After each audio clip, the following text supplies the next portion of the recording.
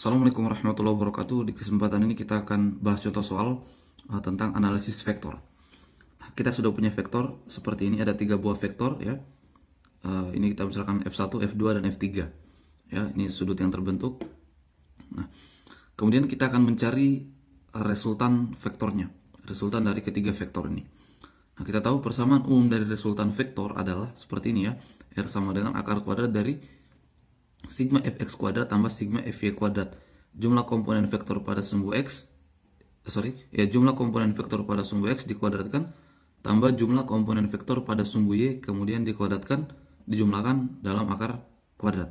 Nah, maka yang perlu kita cari pertama adalah mencari sigma fx dan sigma fy-nya, yaitu mencari komponen gaya pada komponen vektor atau komponen gaya dalam hal ini gaya, komponen pada sumbu x dan jumlah komponen pada sumbu y. Tetapi sebelum itu, sekedar review materi vektor ya. Ini juga nanti menjadi sebuah kesepakatan untuk menyelesaikan soal ini ya, untuk mempermudah tentu saja. Nah, kalau kita punya vektor seperti ini, kita punya gambar vektor seperti ini ya. Vektor f misalnya membentuk sudut theta terhadap sumbu x. Nah, maka komponen pada sumbu x kita misalkan fx, komponen pada sumbu y kita misalkan fy. Nah, maka dari gambar ini, kalau kita mencari cos theta ya, maka sisi apit per sisi miring. Sisi apitnya adalah fx ya, yang ini ya. Sisi miringnya adalah f. Maka fx per f. Maka mencari fx sama dengan f cos theta ya. Nah, berikutnya untuk sin theta, sisi depan per sisi miring. Sisi depan ini sama saja dengan ini ya, fy. Maka fy per sisi miring, f. fy per f. Maka untuk fy adalah f sinus theta ya. Di sini kita sudah dapat bahwa untuk komponen vektor pada sumbu x adalah f cos theta, komponen vektor pada sumbu y adalah f sin theta.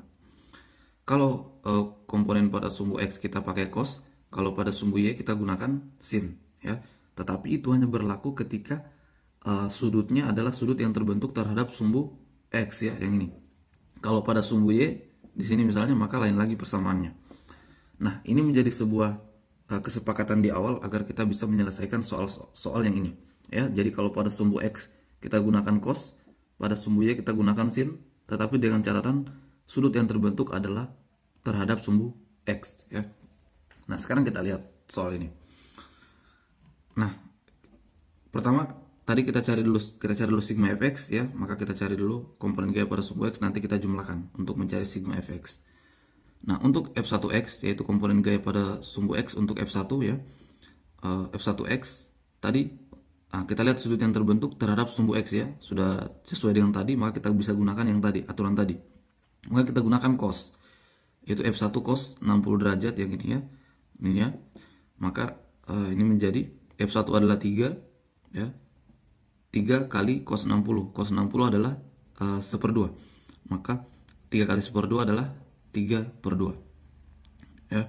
Nah, berikutnya adalah f2x ya, komponen gaya pada sumbu x untuk f2.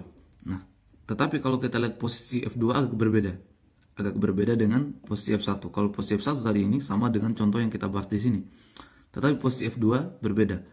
Nah, meskipun sudut yang terbentuk juga ya, sudut yang kita gunakan nanti atau yang diketahui di sini terhadap sumbu x juga ya. Nah, maka dalam penyelesaian analisis vektor ada juga aturan yang dipakai untuk memudahkan tentu saja, yaitu masalah kuadran ya. Jadi di bagian sini ini disebut kuadran 1 ya, bagian sini, di sini kuadran 2, di sini kuadran 3, di bagian sini kuadran 4. Nah, apa bedanya? Kalau kuadran 1 semua positif, baik itu sin, cos dan lain-lain itu positif. Nah, di kuadran kedua itu hanya sin dan kebalikannya, yaitu kosekan yang positif. Kuadran ketiga tangen dan kebalikannya yaitu kotangen yang positif. Di kuadran keempat itu hanya cos dan sekan, cos dan kebalikannya yaitu sekan ya, bernilai positif. Selain itu dia negatif ya. Jadi semua sin, tangen, cos dan kebalikannya yang bernilai positif. Nah, di f2 ini berada di posisi kuadran keempat ya, di sini. Nah, maka tetap kita gunakan aturan yang sama pada sumbu x yang kita cari pertama, maka kita gunakan cos ya, f2 cos 60 karena sudutnya di sini 60 derajat. Nah, kemudian kita lihat di sini hanya cos dan sekan yang positif.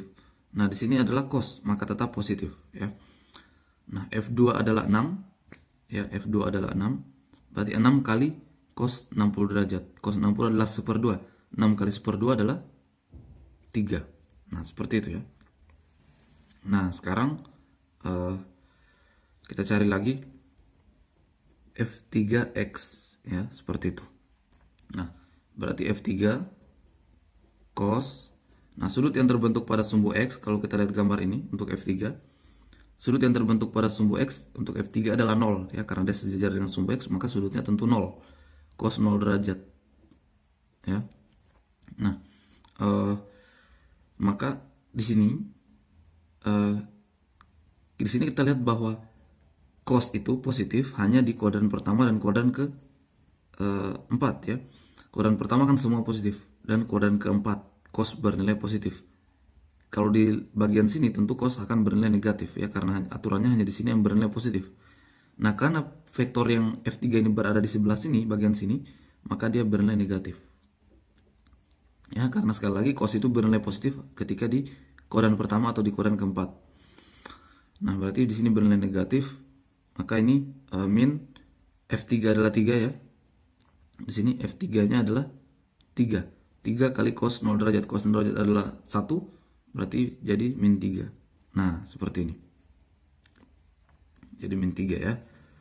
Nah, sekarang kita sudah dapat semua komponen pada sumbu X, tinggal kita jumlah. Berarti sigma Fx jumlah yang ini ya. Nah, berarti ini sama dengan ini kan habis ya, berarti tinggal 3/2. Nah, inilah sigma Fx-nya. Nah, sekarang kita cari lagi sigma Fy ya. Sigma Fy-nya. Nah, berarti sesuai dengan aturan tadi ya. Kita gunakan sin. F1Y adalah F1 sin 60 derajat ya. Nah, F1 tadi adalah 3, sin 60 adalah 1/2 akar 3 ya, berarti tinggal 3/2 akar 3 ya. Di sini bernilai positif sini ya, karena di kuadran pertama vektor pertama F1 vektor yang pertama itu berada di kuadran pertama dan semua positif, maka sin di sini positif. Kemudian F2Y, F2 sin 60 derajat. Nah, F2 sin 60 derajat. Nah, tetapi karena ini berada di kuadran keempat F2, maka di kuadran keempat kan yang bernilai positif hanya cos dan secant. Maka kalau sin akan negatif. Min F2. F2 adalah 6. Sin 60 1/2 akar 3. Berarti 6 kali 1/2 akar 3 berarti 3 akar 3 ya. Min 3 akar 3. Berikutnya F3Y adalah F3 sinus 0 derajat ya, karena sudut yang terbentuk kan tadi 0 terhadap sumbu X ya. Sin 0 adalah 0 ya, maka 0 hasilnya. Nah, ini kita jumlahkan untuk mencari sigma Fy, maka ini menjadi 3/2 akar 3. Ini kita bisa faktorkan akar 3 nya ya. 3/2 kurang 3 akar 3. Nah, seperti itu. Atau ini kalau kita samakan penyebutnya, ini kan menjadi 3 kurang 6 ya, per 2 akar 3 ya. Nah, atau ini sama dengan min 3/2 akar 3. Nah, inilah sigma Fy nya, min 3/2 akar 3. Oke, kita sudah peroleh sigma Fx dan sigma Fy, maka tinggal kita masukkan di persamaan resultan vektor tadi ya. Nah, persamaannya tadi kan adalah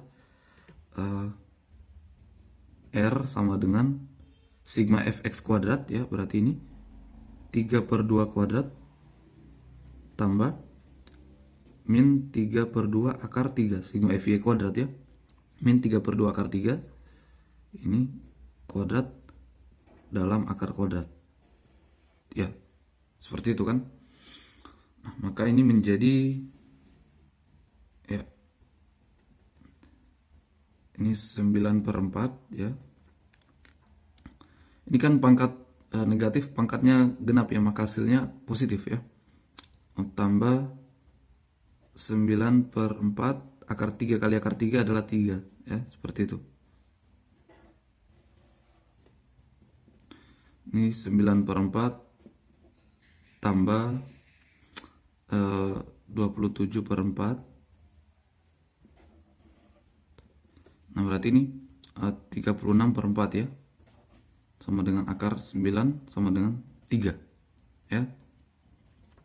Ini kan 9 tambah 27, 36. 36 per, ini kan sama-sama penyebutnya ya. 36/4. 36 bagi 4 adalah 9. Ya.